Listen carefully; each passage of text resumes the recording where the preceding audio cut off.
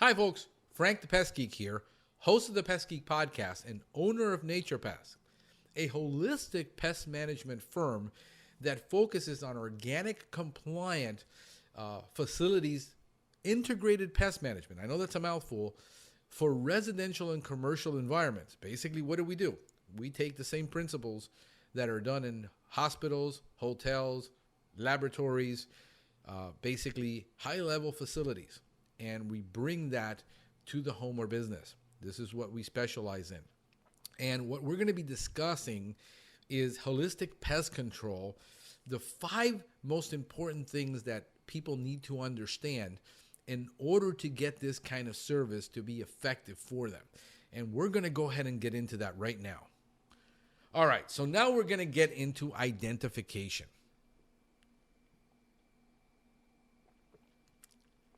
And this is the most difficult part for any non-professional, including professionals that either never come across that pest, have never taken an entomology course, haven't identified pests, or simply have never looked at the Truman's Guide or the Malice Guide or any of the entomological information available from their state. They've been taught to spray, and they've never taught to identify. And then when I get a call from a client, 99 out of 100 times, they say, I know what I've got.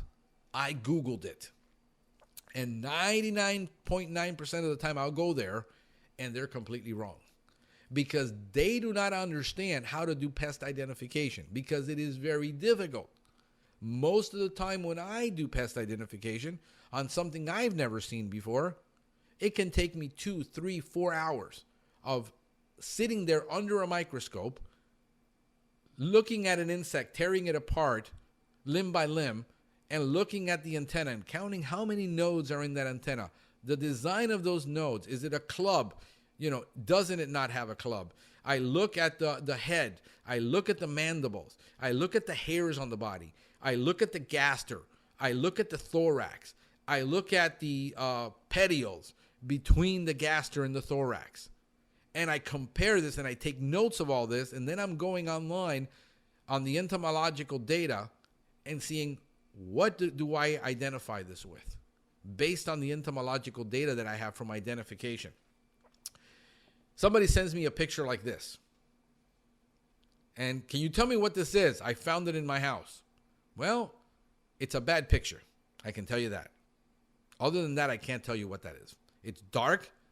It's not close enough. It's not clear. If you're going to take a picture to send to a pest control professional or to a laboratory or to the entomology center or to the extension service, you need a very clear and good picture.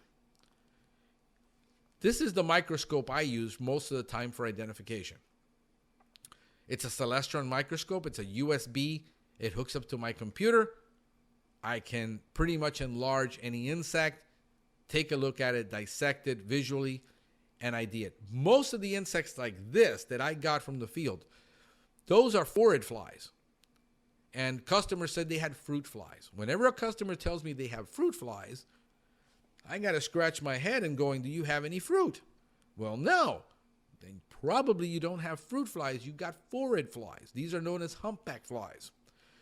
And a tool like this that you can attach, now you got to order one and you got to have one, but they're extremely helpful. Installing it to your smartphone, clipping it on, and taking a close-up macro picture. This is a macro lens. This was given to me at Pest Management University when I took my master's course. They were giving those out for free. You can order them online at Amazon or anywhere, and you can use it even if you're a professional. Hook it up to your camera. You can take a lot of cool, neat pictures when you're in the field. Does very well for macro photography for the phone. A baggie. Just a simple baggie. Professionals, carry these baggies with you. Owners, just, put a couple of these and hand them to a pest control professional. Have them take it back to their entomologist or their certified operator. Have them identify it, what it is. You got to make sure sometimes you have the whole insect. A lot of the time what people will say is, well, where's the insect? I need a picture of it. Well, here's the picture, and it's a bad picture. What did you do with the insect? Well, I cleaned it up and threw it out. It doesn't help if you throw it out.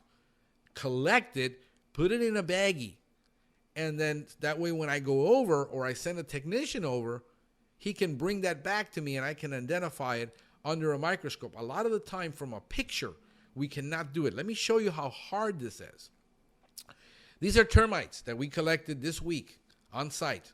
And this is a little vial that I carry with alcohol, rubbing alcohol. And the best thing to do is this better than a baggie because it won't get dehydrated or get preserved. Okay, when you put it in a baggie and it gets dehydrated and it spends all day in the truck, it could dehydrate and it could shrivel, and sometimes it's very difficult to tell what the insect is because it shriveled up. So it loses a lot of its characteristics. Here is, again, that bad picture that was sent to me, and I can't identify what that is. Here is on a monitor. This is why we use monitors in the home. We had put this board out, and we couldn't figure out what the lady was calling about that she was seeing flying around. So we went out and we put monitors, and I told the tech, when you're there, see if you can, in the air swipe, if you see a couple of them, and try to glue them onto the board and bring the board back. Well, it turns out that those aren't flies. Those are crazy ant swarmers, because she was complaining that they were only in her bedroom. Her bedroom, they were getting in through the window because she had bushes outside and they were swarming, they were on the bushes and they were coming in. They weren't in the bathroom. This would have been a filth fly.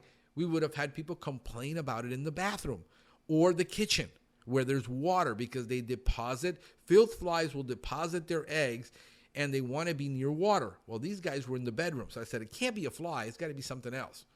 Sure enough, tech brought it in. We were able to ID it and then say, okay, you're going to have to wait till the swarm dies out. We're going to install these lamps, and these lamps will help catch them at night because they're attracted to the UV light and bring down that population for you. No amount of chemical was ever going to prevent or solve this problem. Here what we see is what is known as a carpenter ant. The one on the right, there's two on the right or on the left, and there's two there, and those are two different types of carpenter ant swarmers.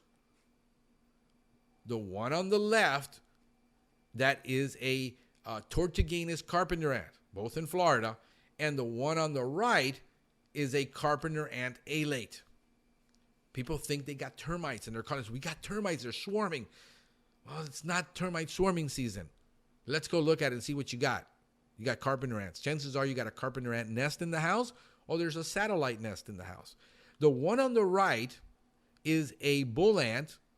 It is a carpenter ant. It is the Florida carpenter ant, not the alate. Looks completely different than the alate. That thing looks built. It looks buff. And trying to identify, a lot of the times, the carpenter ant is going to get depending on the species, is going to get misidentified. Here's a glue board with phorid flies on it. That is an actual phorid fly. The customer was saying they got fruit flies. Usually if there's no fruit, there's no fruit flies. You bring it in when you buy fruit, you get rid of the fruit. Usually the fruit fly will die on its own. But when they're persistent, we caught these on a lamp that we put in the kitchen, and they were phorid flies. These are known as humpback flies. How do we know? We look under a microscope, and that humpback is there. That's a humpback fly. Here is another insect that the customer thought, and the technician thought, they had a flying ant. Well, it turns out that is a parasitic wasp, which was very rare. The reason that one was there is because that property, that apartment, was about less than a mile from the world-famous Hialeah racetrack, where they have horses. And they release these flies, and these flies are natural around dung because they will control the house flies and the housefly larvae on the dung. And this is why they had them in their house. Trying to identify this little insect, look at the size of that. That is a dime, and that is the date on a dime. Go look at the date on a dime and see how small that is to try to identify. It was confused as an ant. Thought it was some type of little crazy ant or something, because you saw how that crazy ant can look alike. So identification is really a lot tougher than most people think. Here is Australian cockroach nymphs. That's an Australian cockroach, probably in its last instar on the left. And those are all the nymphs that we found in the house when we did the service. The house was closed for about 3 months. They went on vacation, and they found a slew of cockroaches. How did they get in? Through the sewer system. All the traps dried out, and the roaches are in the sewer system, moved in. The one on the right is a German cockroach with instars, nymphs, in different instars, different growth stages. You can see how difficult that is for an untrained eye to know the difference between that little one on the right picture, and the little one on the left picture. They look identical. People say, well, I got little roaches. Well, I got them in all sizes. When somebody tells me they got them in all sizes, guess what? They usually have either American cockroach, they'll have, depending on a smoky brown cockroach, or they'll have an Australian cockroach. How do you know it's Australian and not American? Because the yellow, and they look like these bat eyes in the back of that, the thorax or the prothorax, which is like the back of the head. The head is actually underneath there on the tip. That's not the head, though. That's the thorax. It's a different part of the body. So we got plenty of resources for you to learn about how to actually control these problems. If you go to naturepest.com, I've got a DIY podcast. We've got about 20 episodes on that coming out, and we've got more episodes on the way. And we also have a DIY blog that shows you how to actually solve specific problems. Here we can't get, why didn't you recommend any chemicals? Because I carry 30-something chemicals on the truck, products, to handle each individual problem. I mean, one problem alone could use up 3 different chemicals, 4 chemicals. For instance, dealing with drain flies, you got to use DSV, Nibor-D, and foam. And then outside, if you've got them, you got to spray it with an IGR and maybe a natural essential oil to control it outside. And then come back the following week and repeat it all over again for 2 to 3 weeks. So getting into specific pest control problems is going to be very difficult unless we create a blog. We also have the Pest Geek podcast, which this is an industry podcast for growing and operating a pest control business. This is not for the residents, although I have many, many technical and tactical podcasts, which we get into depth, real depth, on solving difficult problems and solving routine issues that people miss on how to solve it. So if you got the patience and you want to dig through there and you want to get a real, if you're a building manager that says, man, I really got to know this stuff because I'm dealing with so many issues here and the pest control company isn't solving it and I need to know why. This is how you know why. Do you become a professional? There's also on Nature Pest on YouTube. I have a YouTube channel. That YouTube channel has hundreds of videos on actual how to solve most German roach problems, American roach problems, drain fly problems, ant problems. Very, very, very, very specific stuff in there. And there's the Pest Geek podcast on YouTube that also has many videos. But again, this is more focused on business development, business growth, and operating a pest control business. So if you're a professional, I've got a couple hundred videos in there too. And finally, we're coming up with the Pest Geek Academy, where we have certified for continuing education credit courses that we're going to be offering, and it's getting populated. We've got about 4 or 5 courses that we want to put in there, and these courses are going to be anywhere between one entire, like the CEU courses are 2 hours each. So 1 hour and 1 hour on something different, you get 2 CEU hours. The other courses are a new technician training course that has everything a technician needs to know about law, about IPM, about HCS, labels, SDSs, and all of these legal things that a technician needs to know before he starts to work. And then we're going to have actual training courses on how to deal with roach problems and ant problems and all kinds of different situations. These are real world training situations that we're trying to get into with a lot of this. So there you go. Those are all the resources. And we hope that this has been helpful to you to help you understand how to start tackling, and whether you have a competent pest control technician or a pest control company.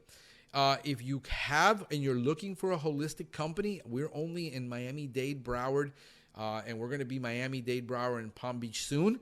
So mostly South Florida. We're planning to go into Naples and the Keys, but we're only dealing with South Florida. If you need a technician, a good IPM company that does holistic pest management, that does eco-friendly pest control, hey, feel free to drop us a message on Messenger. It's the best way through Facebook, either on Pest Geek podcast or on Nature Pest, because I get those messages no matter what system I'm on. I'm on 5 different phones sometimes. I'm on the computer. I'm on the road.